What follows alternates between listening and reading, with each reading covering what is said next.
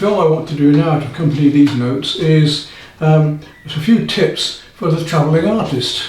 Throughout my years I've been abroad painting for demonstrations, for workshops, for artisan residencies and so on, and I've come across many problems and found many ways to get over these problems with airlines, travelling by car, how much stuff you can take, the weight. With my problems, with some mobility problems as well, even carrying things can be difficult. There have been many things on the market. Some of them unfortunately aren't still on, which is very strange because they're wonderful inventions. Something, for instance, like this. It's called an easel, and I'll demonstrate it in a minute. It's called an easel, and you can't get them now. I haven't managed to find them, but you could have one made for you, or make one up yourself if you're very handy. It's just a simple 2 legs. And the SAA used to do one with 1 leg, but I don't see them on the market now, unfortunately. But they're very, very good because they just extend out like that. And this part goes across your lap, as I'll show you in a minute. Very, very light to carry, and you can put a fair sized board onto here. So we'll go through these easels in a moment and show you how they work. This one here is a seat easel. You can actually sit down as well as use the easel part of it to paint on. With this one you need a little 3-legged stool. And again, I'll show you how that works later.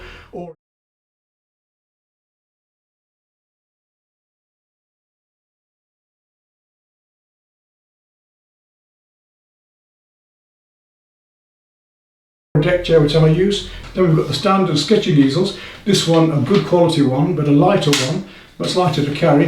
And you'll notice I put a strap around, a leather strap around them, and also usually have a handle on as well, especially on a larger one like this, where I put my own strap on. I already had a handle, but I put my own strap on there so that it keeps it tight when I'm carrying and working.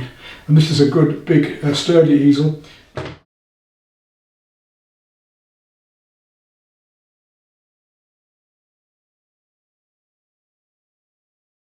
And I'll be talking about these in my notes here and showing you a whole series of different types of easel as well. Little tricks that we can do, for instance, you've all used drawing boards or pieces of hardboard or MDF for painting on. You know, this standard stuff with hardboard has the rougher side like material and the smoother side, but MDF is smooth both sides. MDF a little bit harder wearing, possibly a slightly better one to have, but both work. But it's slightly heavier. So to get over the weight problem, we can use foam board, which is this stuff, very fine layer, the same thickness as the hardboard, with foam in between, and then a plastic finish each side. Very, very light and easy to cut. So you can cut a piece of this to fit into your suitcase if you're travelling abroad. Very handy. It's something I often take with me. Equally, if you're stuck and short and want something a little bit lighter, then you can just take an ordinary stretched canvas with the cellophane still on it. Now, this is something I discovered when I didn't have a drawing board and was painting in Scotland many years ago, and I had got canvases with me, and I managed to use a canvas because it's got the plastic surface. It's very, very light, it's taut, it takes the sellotape or masking tape very easily, and a 24 by 30 canvas, for instance, and you can put a normal size sheet of watercolor, put a half-size sheet of watercolor paper on that, and it holds it very, very well, and of course it's nice and stiff to work with. So a simple tip there, an ordinary stretched canvas with the cellophane still on, use the drawing board when travelling, and if you get short on the canvas, you just take off the cellophane and paint on it. And of course then we go back to the old traditional but really heavy drawing boards, which are much better, of course, when you're stretching paper. You can see I've been stretching watercolor paper on that one with gum tape. And then it comes down to the water itself. There are 2 times I've been caught short. Usually with water there's some about somewhere. There's a stream or a river or a lake you can get something from. But don't forget your water and the sort of water jars you can carry things in, whether it be a jam jar or a specialist water jar or just a bottle, and a container, which I use. I'll show you my setups in a moment.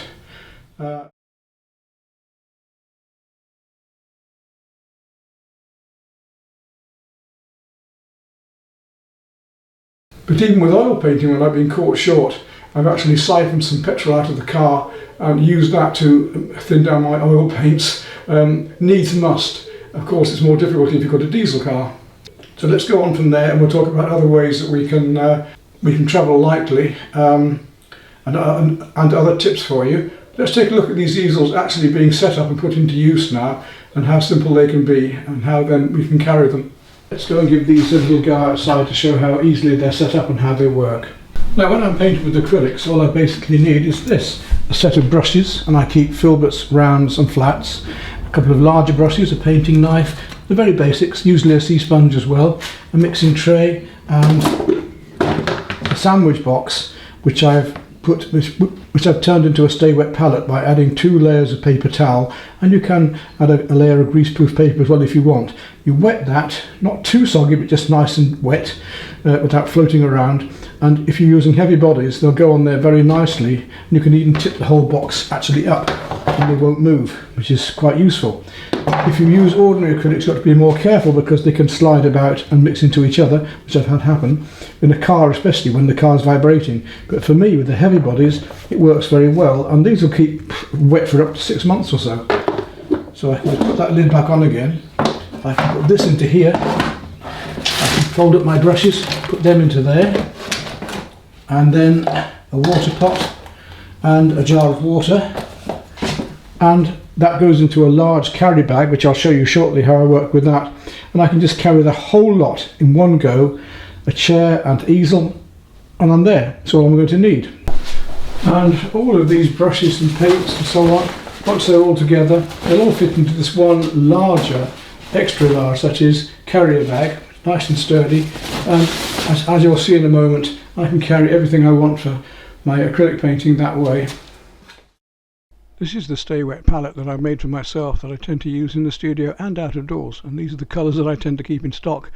Flats, rounds, filberts and riggers, and of course a variety of textural brushes as well, with a rake too. Well, this is my easel, and what a pity you can't get them anymore. I suppose you could make one something like it. So all I need is a little 3-legged stool, the easel, it unfolds, those 2 legs extend, just place them out in front of you.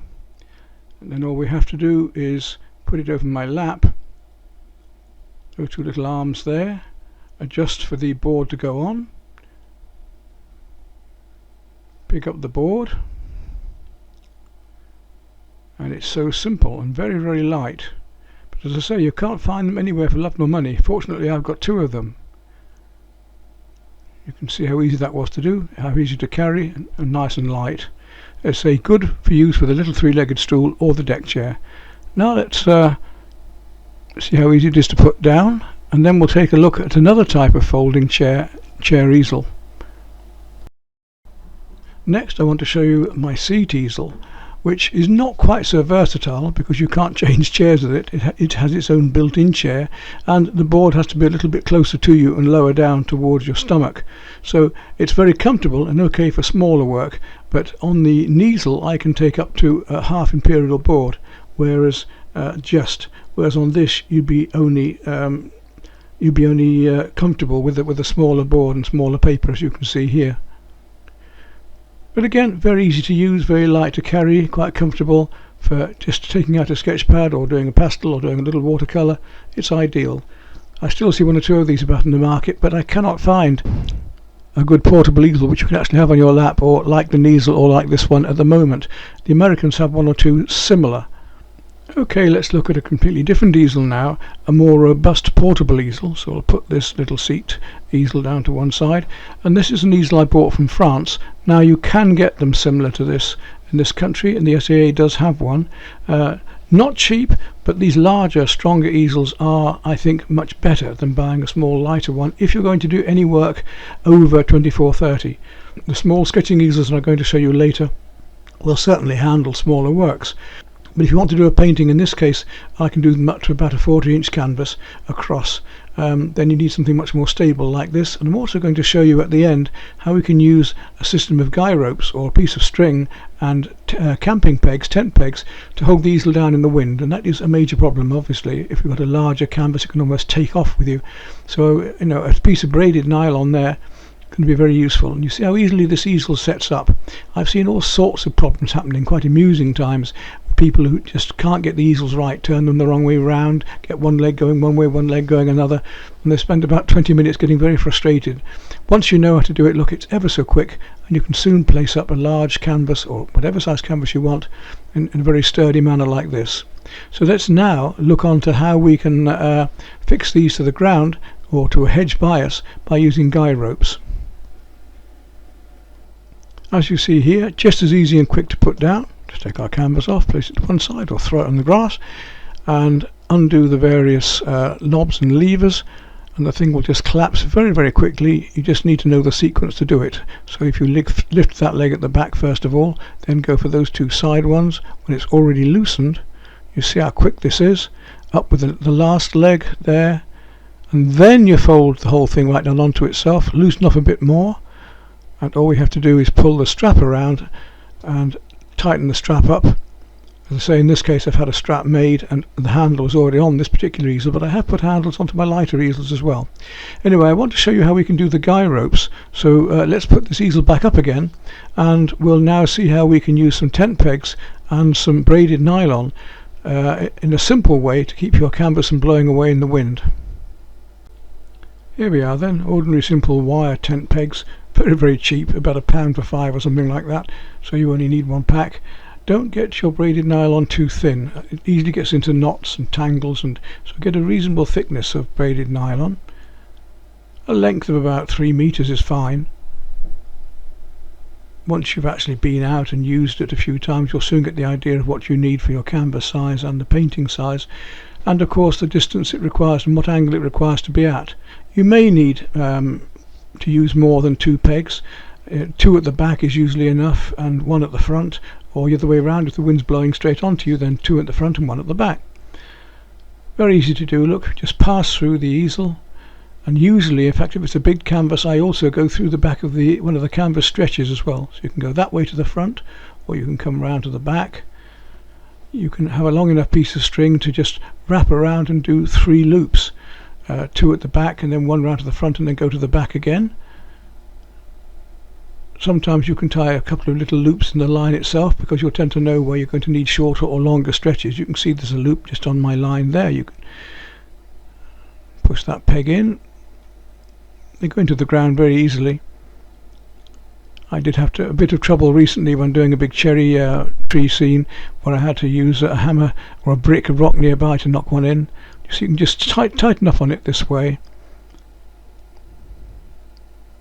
You'll see me just tie another little loop in this. As soon as the loop's in, I can put the tent peg through it, push it into the ground. There we go. Now I'll just tighten the easel up by pulling it forward slightly, and then I'm ready to paint. And now you'll see why I said use slightly heavier cord, because if it's too thin it tangles up so easily. If I take this apart now, you can see that I can very quickly just wrap it up into a few coils and put that around the tent pegs, away into a little plastic bag is better still. Boot the car or in with your painting stuff, so you've always got them. That's up to you, and it's so simple, isn't it? Look.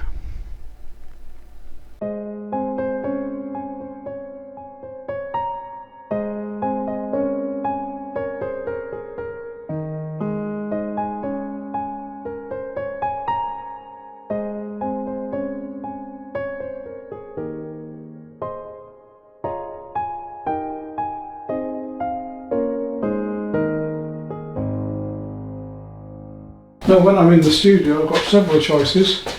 A simple table easel like this one, which will lower up and down to go at a steeper angle or not, or I can just put a few books or boxes here and lay the drawing board on it. It's as simple as that for in the studio. Depends what I want, whether I need to work vertically or not. Alternatively, for larger work, I've got this big studio easel. I've got 2 of these, left over some schools from the past. I've seen these going on sale for about £100 new. You can often pick them up second hand, either on eBay or in the antique markets, but very useful for a larger painting. Not quite so good out of doors because they haven't got a very large stand, so the wind can't take them over unless you use string again, of course. If it's a bigger painting, then they're very, very useful. I prefer, in most cases, my larger sketching easel, my larger outside easel, this one. And of course we've got smaller versions of the table easel as well. You can get nice little metal ones too. I'm going to show you a selection here with this article so you can see the variety of types of easels there are. There's ones for painting out of doors that have a little table to put all your paints on. You can carry and so on. But so I haven't seen one recently that you can get that you can actually sit down at. So you're going to have to carry a little three-legged stool or a deck chair or some way if you need to sit. Actually, a lot of the time I don't even use the deck chair I take for sitting in. I tend to use it for carrying the paints or having the pastels, so I've got them at waist level and I can reach them rather than having to go down to the ground. So very seldom I actually sit on the chair. If I'm sitting on the chair, then I can reach them on the ground anyway, but I prefer to be up and seeing more of the scene normally, but not always. So there's a few tips to start off with. Now for ease of use and speed, I tend to lean towards acrylics more than oils now. When I used to paint with oils, if I do, then this very old wooden case, an ordinary suitcase would do, is very useful because I've cut some perspex sheets to fit inside, and I put the paints onto one and I mix on the other. Now oil paints will freeze, so if you've got a lot of paint left over, with the stay wet palette with acrylics, things will stay wet for 6 months, but you can actually freeze up a palette and like this, put some cling film over, otherwise you're going to get colour all over your sausages and bacon. Put some cling film over them, you can actually freeze it up and they will thaw out, and you can just continue with them. In the box I keep my terps, my brushes, sets of brushes of various types, a jar for the terps and a cloth, a pencil and a few spare paints.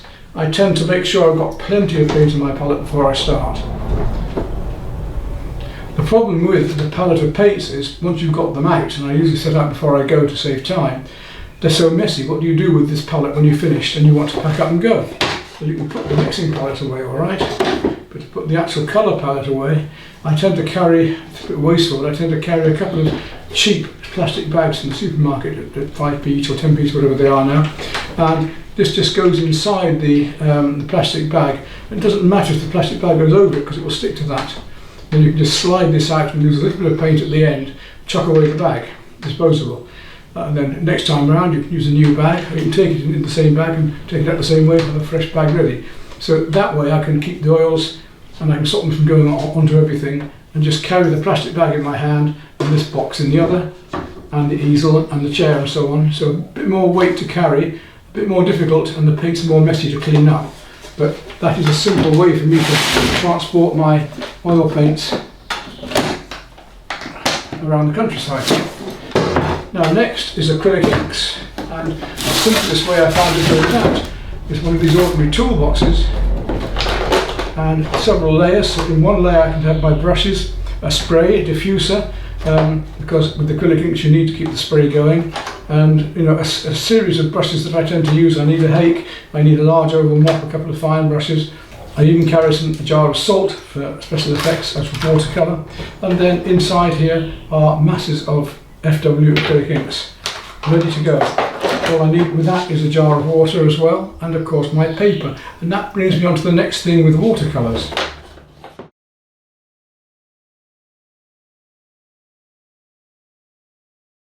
Moving on to watercolors and pastels, one of the simplest ways, and I've seen some wonderful artwork done by very good professionals with a little tiny tray of just a dozen or so colours, and that's all they need. A little mixing palette, water and that, and a little bag, and then they carry their board with the paper ready stretched, whatever size. Or again, for travelling, your easiest way is a gummed pad, so the paper is already gummed at the edges and it's already tight that way, and you can just peel it off when it's finished. So gum watercolour pads are possibly the easiest for travelling, but I tend to stretch mine when I'm actually out there with gum tape water, at least a day beforehand.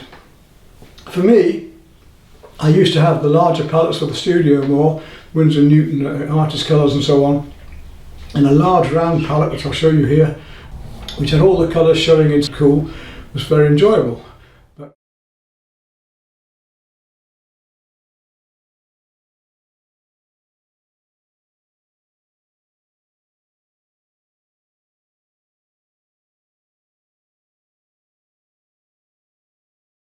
A little bit large for out of doors, and I tend to move now towards the box sets of watercolours.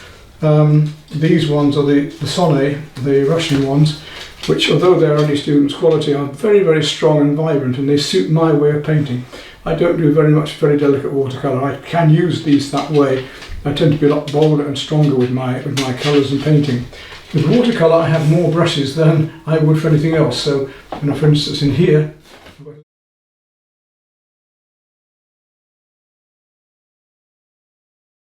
little mixing palette, that's all I'm going to need. Don't need a very big palette. You can have a little round tray if you like, whatever suits you best.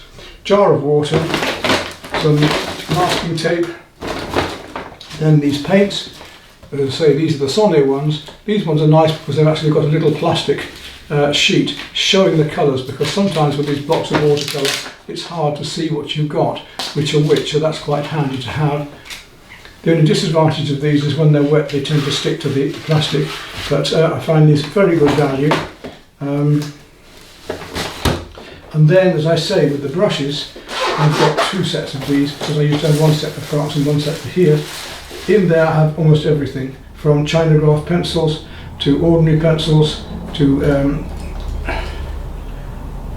fine drawing gum sticks. I carry the bottles of drawing gum too, a diffuser, sea sponges, and a whole variety of different brushes for the different techniques that I'm going to want, from riggers to hakes to combs to all sorts. So that's up to you, but everything is there that I will need for the effects that I want, and the same with that one, even the fine line pens as well. So basic watercolour sets, and all of that goes quite easily into my bag. Again, it's a bit like the acrylics, one bag fits all, and that's it. I've got my watercolour paper stretched and ready, or a pad, I'm ready to go. Now, one of the things about watercolour is that with the paper is that I'm travelling, as a very good tip, it is much easier. Travelling, I found that I can actually take watercolour paper and one of those foam boards and tape and my pastels, and I usually take some watercolours as well, and I take usually some rough and some hot press. Now, the hot press I don't tend to use for the watercolour much, but I do love it with the pastels. Water and unison colour pastels, wonderful blend, and we can put the pastels on and blend them in with the water for the first couple of coats. When they dry, they're fixed, so it's very much like painting with acrylic paints in a way, because they're quite heavy and you can move them around with your fingers and the brush and all sorts. You can see examples of that on my website, but I'll put a little bit here. So you mix those with water and then the coats are fixed, and when they're dry you can then put more pastel on top, even on a smooth paper. If you want more texture, then obviously you could have a knot paper for snow or anything like that. But then I tend to carry the rough paper, especially for watercolour. I very seldom use that with the pastels. I prefer that for watercolour techniques of dry brush and leaving light behind, sparkle. So again, if you're travelling, then a board in your case, a set of watercolours, a set of unison pastels. I've got my travel set, which you can see here.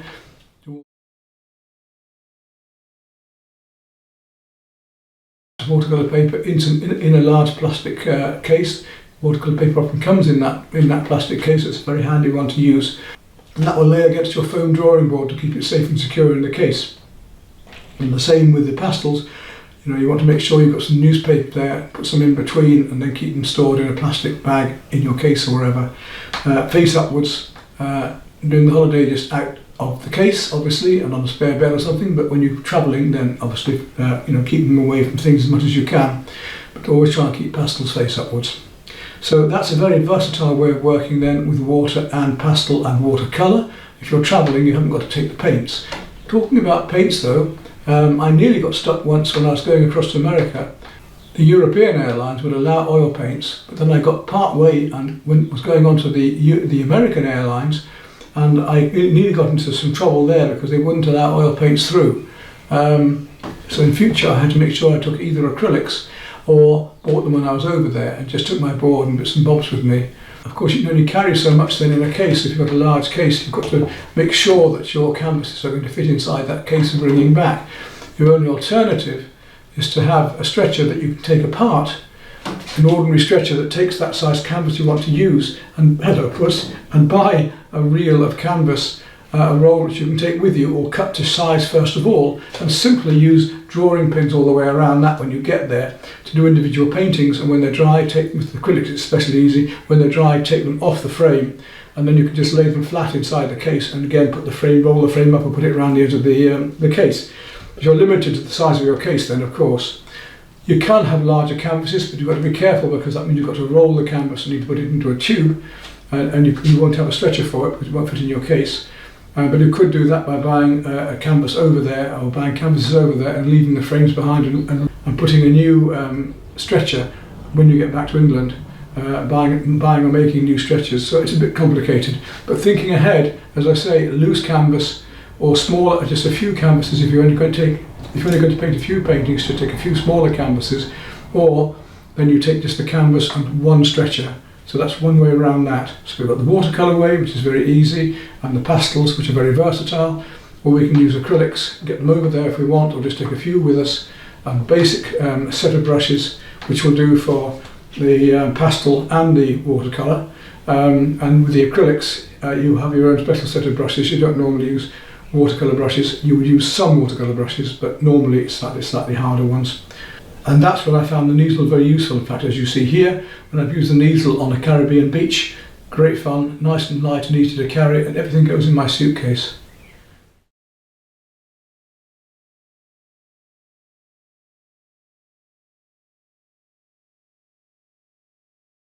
Another item, of course, with the watercolours is you want there and nick it from the toilet. And talking of pastels, let's go on to pastels. One of my favourite ways of working when travelling with pastels is a pastel pad like this. This is an Ongres, Dale Around Ongres pastel pad. I've used these for many years and found them very useful and quite simple. And it's a good size to work on, especially at speed. I can do a little pastel and then about 10 minutes flat. So in the past I've actually done a whole series as the sun sets, one after the other, about 5 or 6 as the sun goes down.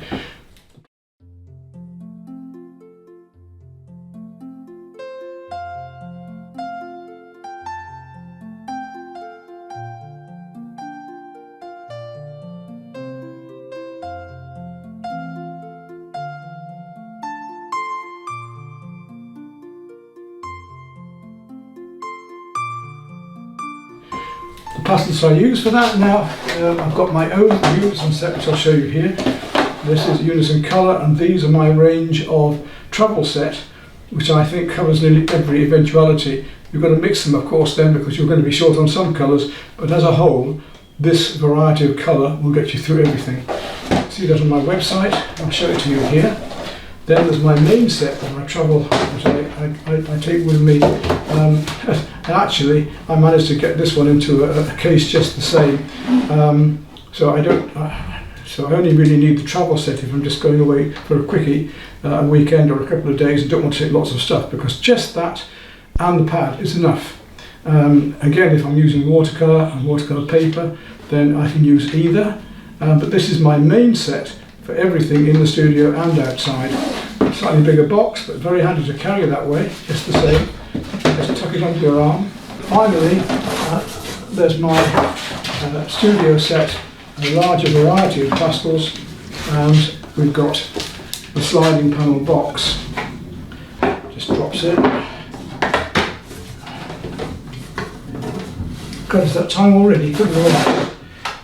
And of course we've got Plein pastels, which come in their own little trays, which is very handy. And I just have a little sandwich box again to put all of the tools in for that, all the sponges and so on. Very simple, and I can carry those easily then. So there we have the basics, and now we'll talk about a few tips when you're actually out travelling.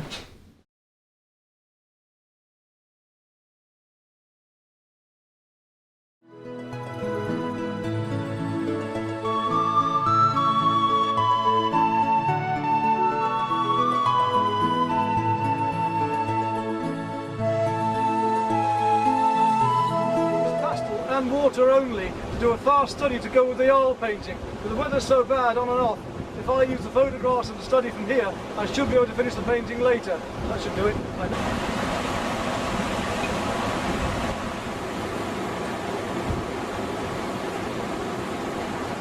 Well, you see, we're getting there. This is just the pastel and water and blending it in. And I've actually been sitting here painting in the rain as it's pouring down.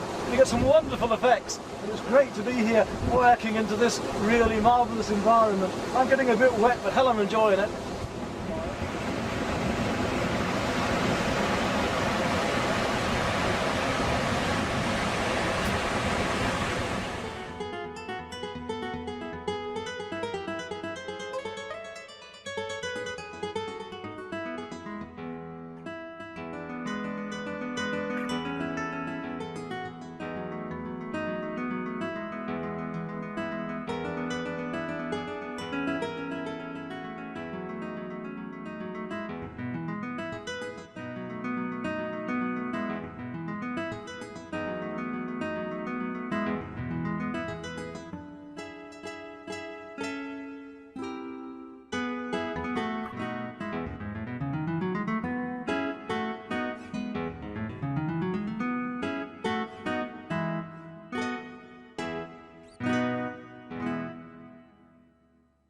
Like the lamp and the flowers and so on here, but then the rest of the scene painted very loosely.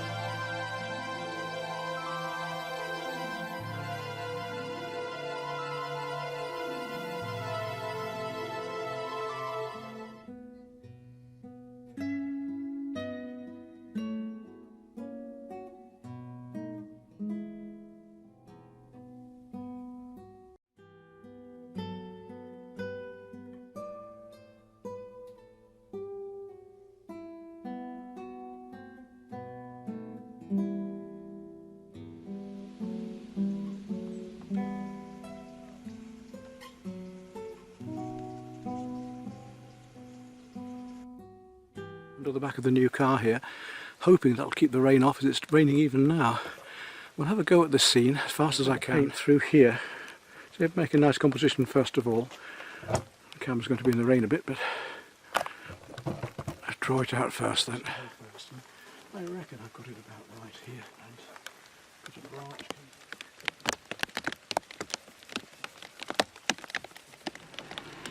12 o'clock and it's time to go. Je vais commencer par des choses bassement matérialistes. Malheureusement, il faut commencer par Pascal Becquet. Bon, enfin,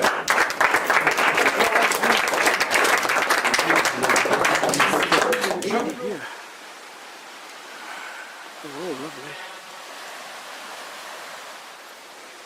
Well, I've been in this very beautiful place down on the little cruise again, my favourite spot. It's difficult to find composition because there's so many good ones today. The rain could come and go, so I have to be very quick, try and do a big canvas. It's my last chance before I go away in a few days. Let's try. Leaves are coming down and dropping around me, as you see. Absolutely gorgeous.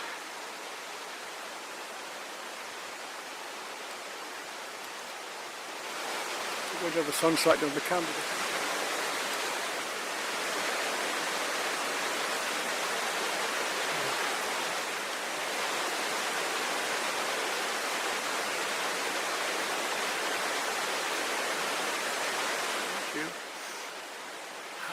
Certainly didn't know what was going to happen painting like that with this size, but there we go. Voila!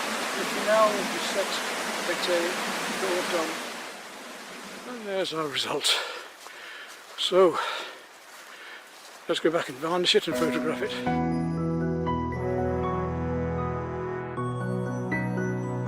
The walls are rough, but not quite. And my Russian paint's just down there. My set of brushes, mainly working with the large oval mop, I suspect. That's there in the right of the case. I'm trying to film for you, but I shan't be able to talk over this water from now on. What I want to do is the drawing, so I won't bother filming that. And there's my composition. You can just see I've got the big tree here marked out in the centre, the smaller ones in the river coming down here, reflecting through here, rocks and big trees at the side. So what I want to do first...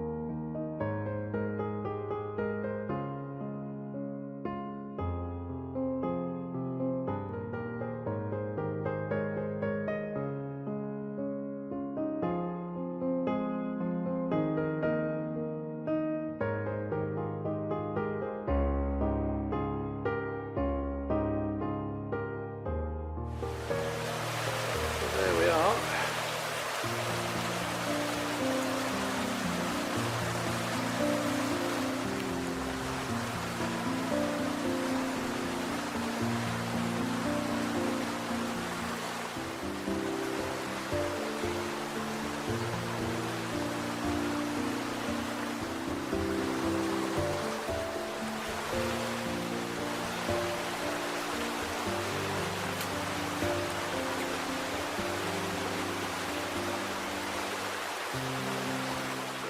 Back at the car. Go get a nice log fire going now. It's a beautiful evening, but it's certainly getting chillier. Leaves sailing down the river. So that's that for a very pleasant afternoon.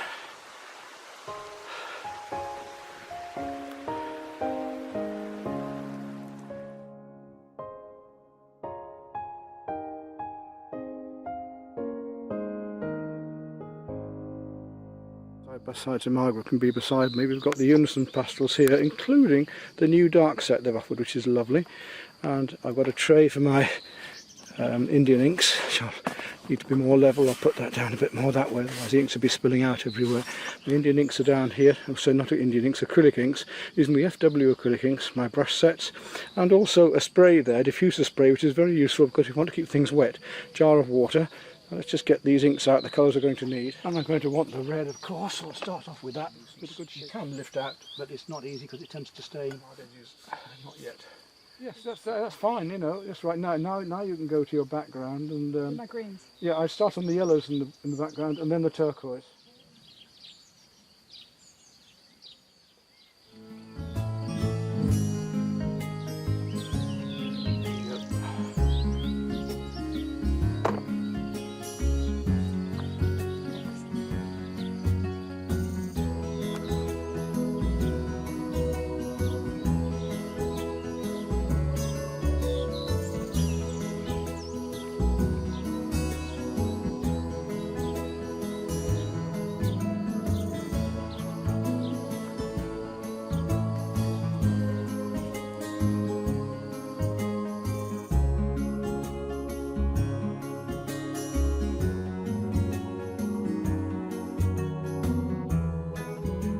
Ascertain what view to take here.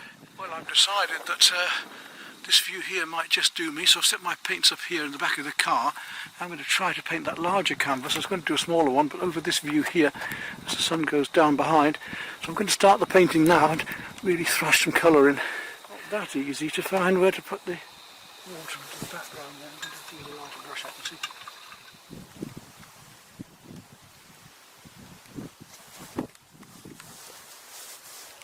Let's stop it at that because otherwise the lights go on and we're going to make a mess. We've already made a mess, but anyway.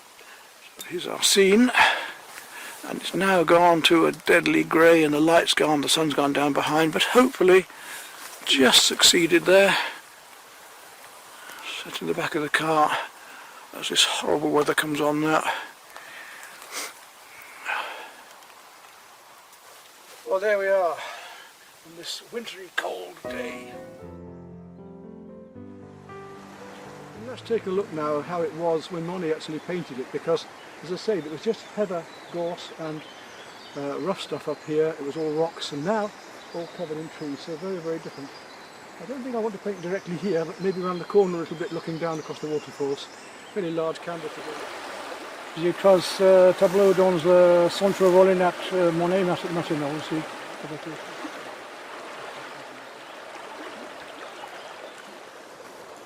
There we are, another nice big on Plein work. Good when it's varnished, I'm sure. A little bit bigger. Well, there we are then, the confluence from that angle. Well, I've got it home now and given it a coat of varnish, and look how the depths and the colours have come out much better. So I'm fairly pleased with it as a figurative piece.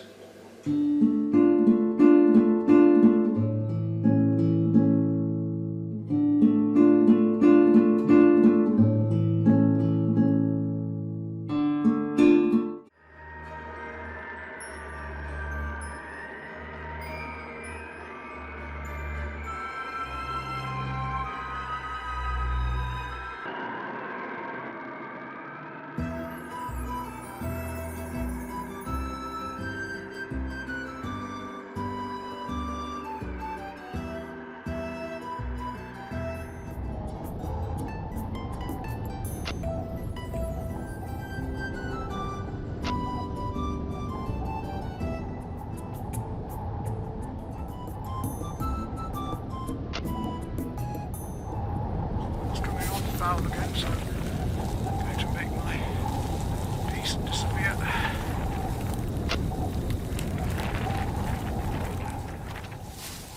Well, it seems like the weather behind me, though I'm back just in time. That's fun doing that, but I'd like to get outside again and just get a bit of fresh air, Plein air, and out of this imprisonment for a moment.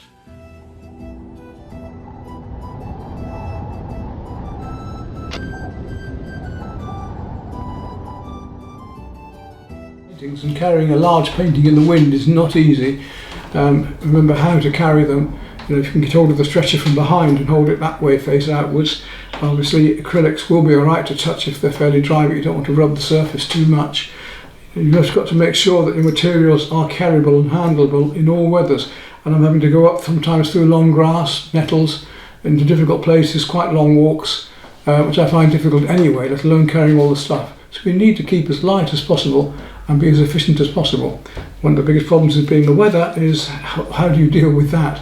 So if you think the weather's going to be a bit dodgy, better to err on the side of caution and not even go. If you're doing small paintings and you can do them very quickly, then working in the back of the car, working with the boot of the car open, if the boot's big enough, is a very useful way, especially like me if you've got a tailgate that lifts up, because I'm able to get underneath that tailgate, all the material is inside the boot, and even sit in the boot when it's raining and be painting out.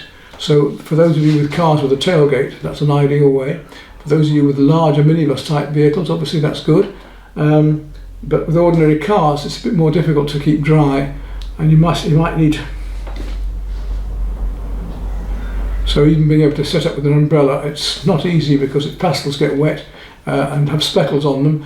That pattern can remain and show. And watercolours, of course, can be ruined. I mean, I've been halfway through and nearly finishing a watercolour and it suddenly rains and the whole thing just starts sliding down or is speckled. So yes, weather is a difficult thing. You've got to try and plan ahead with the weather.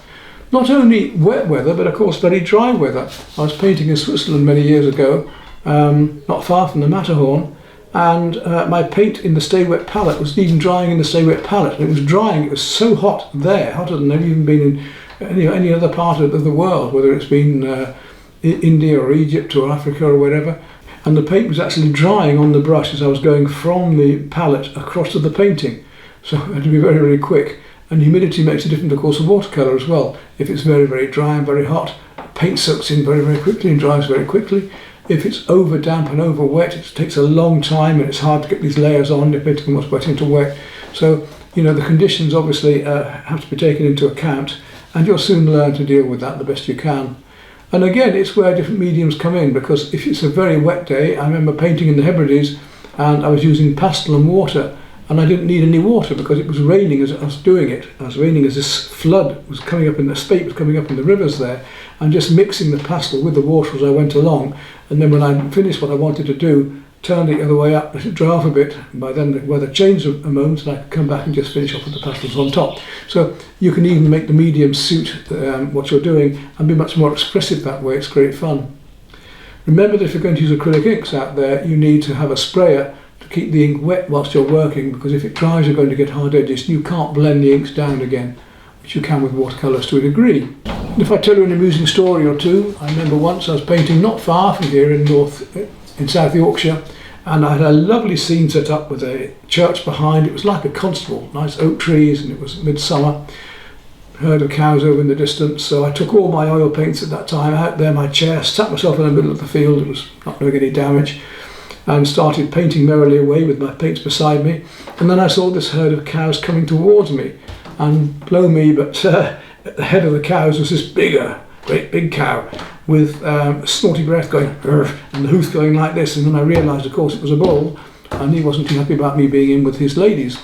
So what do? It was too far to make a run for it, especially with all that gear. So I just sat tight and carried on painting, and as they got closer, I started singing quite loudly an Irish folk song that I knew, and I guess my singing is so wonderful that the cows just couldn't take it, and they moved away back across the other side of the field. So if you want to frighten bulls away, maybe that's an idea to use in the future, that the bull thinks you're a totally mad being there, making all these weird noises with all that gear around you. Yes, I've been painting when there's been surf smashing against rocks and coming up and around me, overlooking huge crevices, looking over the Matterhorn in the snow, painting with my ski gear on in Norway, where I found that the pastels and water were actually freezing on the paper, and the frost was causing lovely patterns very like salt, and then when it thawed out they remained. All sorts of fun things and fun ways to paint, and I found it very exhilarating. But of course you have to be sensible about it. There's only so much stuff you can carry, and you need to be comfortable. So in that case I needed ski gear and moon boots and so on. Other times thunderflies can be a nuisance. If it's a very hot sweaty day and you're using pastels, how many times have you been out there with pastels yourselves on a hot day and the thunderflies have come onto your face and you've gone like that, and then realised while people are laughing at you on the way home is because you've got these stripes of pastel from your hands that you've forgotten about as you've wiped your face and the thunderflies off. Anyway, now I'll show you a couple of sheets of examples of where I've been painting, just to give you a better idea. I'll put these on the article anyway, and you can see that I'm using my easel, I'm using a stool, or I'm just sat on the rocks with the pastel pad or whatever. And I'm sure many of you will have your own little tips and methods as well to add to this that you've discovered or found. I know some of you have little table easels and things that you've even made that work very well for you, but I hope a few of these tips will help you.